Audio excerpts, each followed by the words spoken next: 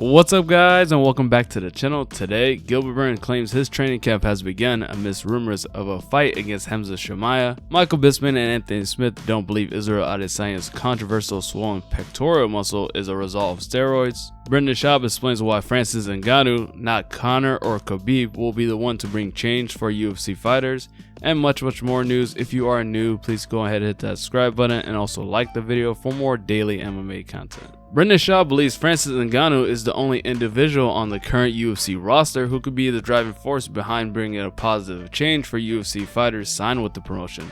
The former UFC heavyweight claims the likes of Conor McGregor and Khabib Nurmagomedov can't do that anymore. Special forces fucking mindset, the body of an X-Men, and he's trying to make the change.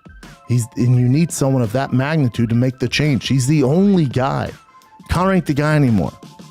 Conor's set. His path has been set. He has too much money to make the change. He's not his prime anymore. That's over.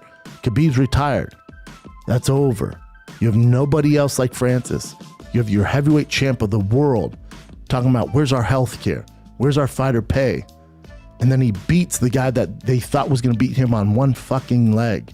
Now he's saying, now, what's up now?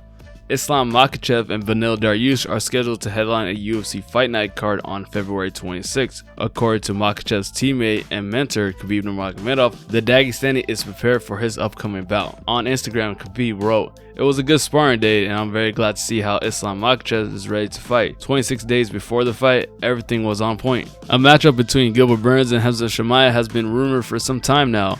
According to reports, the UFC is targeting a bout between the two for UFC 273. Without providing details, Burns has now claimed he is officially in training camp. Amidst rumors of his bout against Chimaev, Dernino wrote on Twitter, "Training camp officially started." Jake Paul has explained the thought process and revolution behind the diss track he made about Dana White. Ends up with the times correctly. And I appreciate that. So the diss track, why did you make this? It was, first and foremost, it's needed, you know, and people seem to forget that Dana White started harassing me and talking about me before I started going at him, you know, saying my fights are fixed or I'm not fighting people in my weight class, and basically criticizing me, saying I'm not a real fighter. And so that's really where the drama started. It was in one of his post-fight press conferences, and from that moment on, the feud has just gotten bigger and bigger and bigger. And I've gotten increasingly more involved in the fight game and increasingly more involved in, like, passionate about fighter pay. Jake Paul has appeared to win over former UFC referee John McCarthy with his Dana White diss track. On the latest episode of the Weighing In podcast, McCarthy issued an apology for his critical comments about Paul in the past. What's more, Big John admitted that now he's a fan of the problem child.